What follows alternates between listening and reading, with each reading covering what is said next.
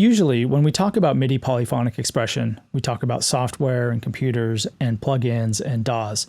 However, there's some really great opportunities to use MPE with modular setups directly. These require the use of specific devices that will host a USB controller and turn it into control voltages. In this case, I'll be showing the Snyderphonics MantaMate, though we list some other ones in our forum, such as the Expert Sleepers FH2 and the Endorphins Shuttle Control. But the core of what they do is they have a USB host, and you can plug the Morph in or any MPE controller directly into it and get control voltages out.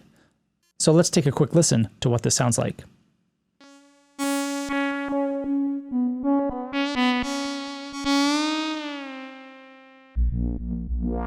You can see we're using the familiar up and down gestures, and we have a monophonic setup, so I can't play chords, but I do get a lot of expressive play out of it with the timbre control and pitch controls. And of course, aftertouch. Because Eurorack is really open-ended, how we patch these things can be very creative. We can also integrate regular MIDI controls into it. So these hex pads are sending MIDI control change messages on the X, Y, and Z.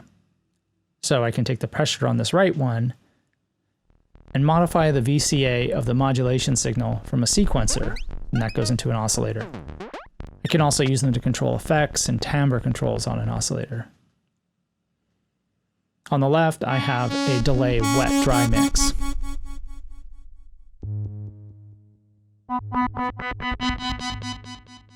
And on the right, I have control over the envelope.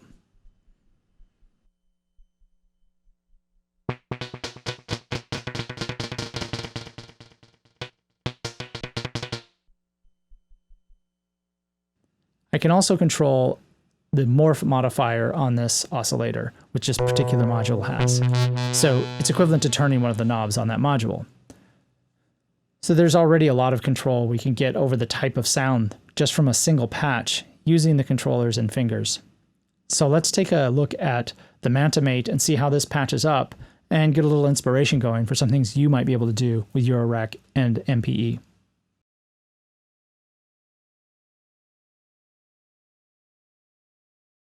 Now that the MantaMate is exposed and cleared up, we can see how we connect the morph with the USB cable directly into the post port. There's also a USB-B port, and that's for connecting directly to a computer. So if you wanted to send USB MIDI to the MantaMate and convert it to CV, you can do that. There's 12 different outlets, and what those do depends on the type of preset you're using. There's several presets, and you can make your own. In this case, we're using preset 1, which is one of the simpler modes. It's for a monophonic voice, but we do want to put it in MPE mode. So I'll hold down this P key down here, which is sort of a preset page modifier, and then I hold down the S, and when that shows 1 on the LED screen, then that means we're in MPE mode. Now we can take our controller, and when I press a key on the Buchla Thunder overlay, we can see the lights flashing. So we get pitch out of A, 1, and when we use a low note, you can see it's kind of dim, and a high note, it gets brighter. On B1, we're getting a gate. So as long as I hold down my finger, it's bright, and we get voltage. Then on C, we're getting velocity values, and lighter taps give us a dimmer light, and harder makes it brighter. And on the bottom row, we have a trigger. So it's similar to the gate, except it just blinks once when we touch. There's no sustain. Next to that is the aftertouch. And next to that is the vertical timbre gesture from CC74. On these last 3 rows, these are automatically assigned to control change messages 1 through 6.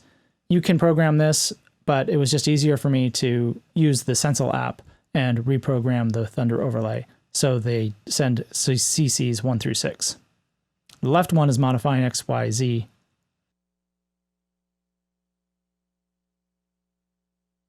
And on the right, this is operating a little bit differently. It's more like a mouse, so it's in a relative mode rather than on the left, which is an absolute mode.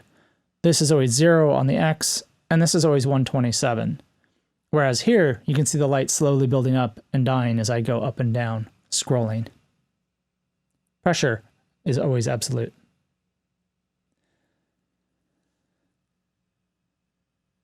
This just gives me a different way to control things. The cool thing is that it isolates pressure from these two values.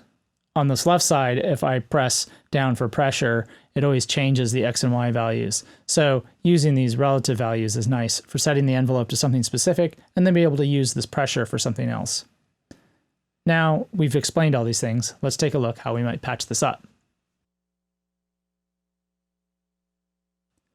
First, of course, I'll take the pitch and plug that into the pitch of the Basimilus Iteris alter, which is a nice complex oscillator, great for this small modular setup. It has its own envelope and has a lot of timbral controls in it and a lot of CV patch points, so it really makes it work well with this particular controller. Now I'll get the gate from B, and then in velocity I'm not using, but we could apply that to something. And I'll skip the trigger because I'm using the gate. And then I'll use the aftertouch and timbre controls.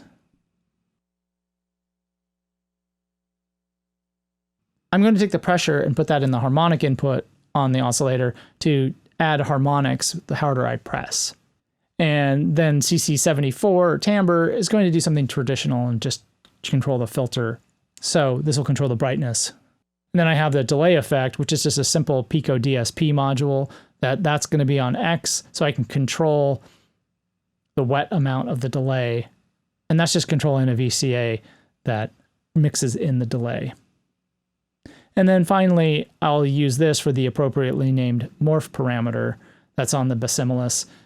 So that gives you some nice timbral control besides just the filter.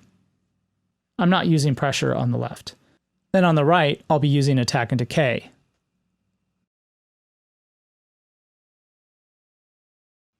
So that's the patch. Let's take a listen to a little performance that we can do with it.